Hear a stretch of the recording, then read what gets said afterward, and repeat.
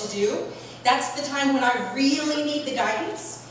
And the guidance comes, but you see, I have this really nice, neat, convenient safety zone, comfort zone.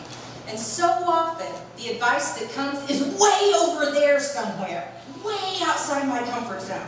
And when that happens, it's like that's the moment when I have to choose between fear and faith, between my ego and my soul.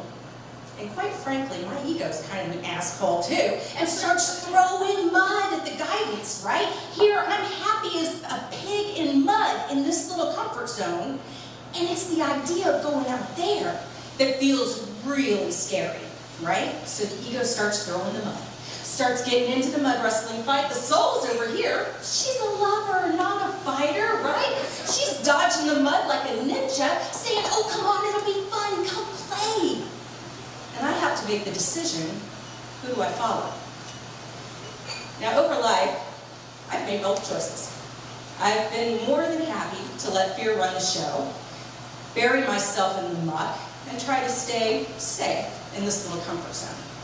But there have been other times when life's had different ideas, and when I've kind of had to step up to the faith, when I've actually had to step into the guidance. There's a couple of ideas, or those examples that I'd like to share with you tonight. One that has to do with life, another that has to do with near death, and a third, sorry kids, has to do with sex. So, are you in? All right. 100%. So the first having to do with life. Remember September 11th, 2001? I was watching from my office on Capitol Hill. I work for a U.S. Senator in Washington, D.C. I was watching from my office as that plane, the first plane, hit the Twin Tower. And then as the second plane came in and hit the Twin Tower. I was watching as the third plane hit the Pentagon, where people that I knew worked. We always kind of thought that maybe that fourth plane that crashed in Pennsylvania was maybe headed for the U.S. Capitol as well. That was a very anxiety and fear-inducing time. Now, as somebody who likes to be a helper, I want to contribute, I want to make things better. God, what is it that I can do to try to contribute and be of service in this situation? I didn't know, had no idea what to do.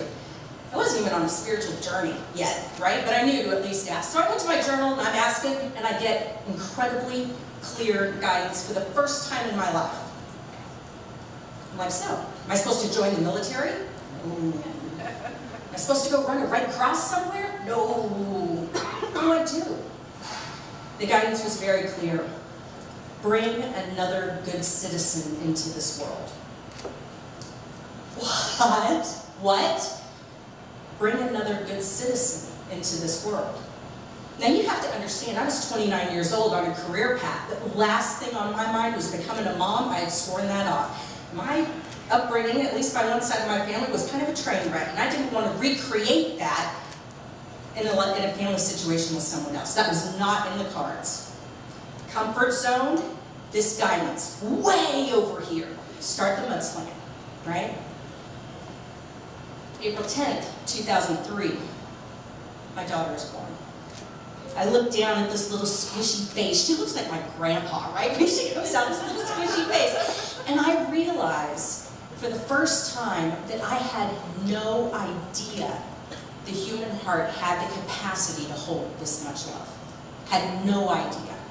And so here she is, best decision I ever made in my life to have this child. She is a good citizen. She is a light in this world. She's kind and she's compassionate. And it turns out I don't suck at being a mom. I'm actually pretty good at it. I would have never expected that to be the case. So in this instance, I'm going to say score one for God and score one for faith. Right? Life. Another situation, just this year, March. I get a call. My dad's been taken to the hospital by ambulance. I'm the only relative within 5 hours who can be there for him, okay? I go to the hospital, he's in bad shape, all the internal organs shutting down, you have to be, the whole electric paddles on the chest twice to get his heart back in rhythm. The doctors do not expect him to make it.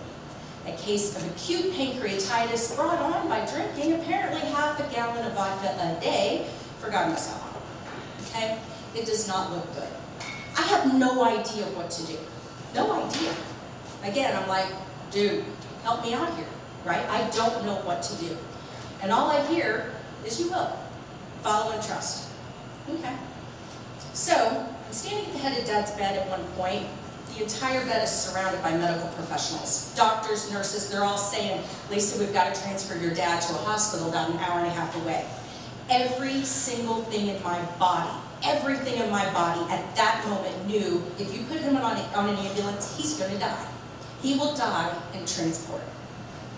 But it's not like I can look at the doctors and say, well, my gut says I should completely ignore your like 300 collective years of medical experience, right? But everything in my body said, don't do it. So I don't. And they say, okay, Lisa, if you don't transport him, you need to start making end-of-life decisions. Okay. God, what do I do here, right? Because the truth is, I didn't know what to pray for. Dad really didn't seem like he wanted to live for much of the last 20 years. So I didn't know. Peaceful passing, complete healing. What do I pray for? I don't know. So how about I pray for a most benevolent outcome, and this one's on you because I don't know. I got to give this over. 8 weeks later, I take my dad home. He's in better health than he's been in 15 years. For the first time in my entire life, I know my dad's sober, and God, he's cool. He is so cool. And he's kicked an opioid addiction on top of that, right? An outcome that I could have never predicted and would have never known to even ask for, much less a miracle to expect. Okay? So I'm going to say, chalk up 2 for God and faith. Was that outside my comfort zone to stand up to the doctors? You bet it was. Really outside the comfort zone. But I did it, and it worked out well. So let's fast forward to last month. Last month, okay? Marriage is in shambles, business is not going well. I've got $13 in my savings account. I have no idea how I'm going to pay my mortgage. God, what you got? He shares some ideas, and I said, oh no, because these ideas were way outside the comfort zone. Not a chance. No, I'm not listening, I'm not looking, I'm not going there. 2 weeks later, I get locked in my office. The office door is locked from the outside. I can't get out. I hear, you sit down and meditate, get your journal, I got something to say. I'm like, whoa, okay. I'm like, what is it? God comes back with this idea and says, I need you to talk to people about sexual alchemy. About the opportunity to actually harness and amplify sexual energy as a way to connect with spirit, heal your body, and pursue your divine potential. I said, you've got to be kidding me, right? I live in Oklahoma. It's the most socially conservative state in the nation. I am just separated from my husband.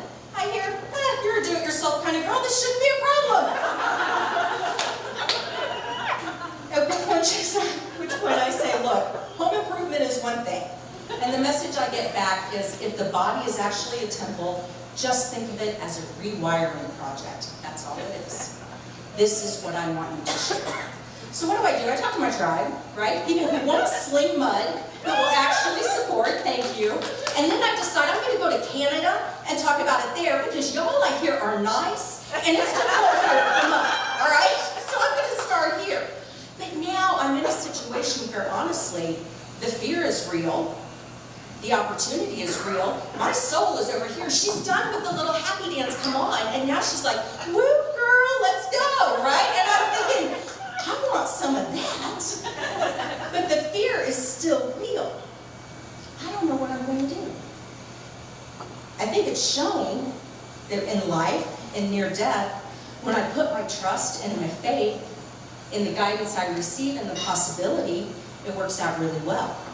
That doesn't mean that the fear is not throwing the mud, right? And I'm hopeful. I'm really hopeful that I can find the courage to actually walk the path, and that maybe in 6 months, maybe in 12 months from now, maybe sooner, I can talk to Fiona and say, hey, can I come back to MoMondays? And instead of saying, hi, I'm Lisa, and I'm a spiritual asshole, I might instead say, hi, I'm Lisa, and I would love to share with you about the journey of sexual alchemy and how you might actually be able to amplify your energy in a way to bring life, love, and healing to yourself, your connections, your body, and beyond. because that feels juicy.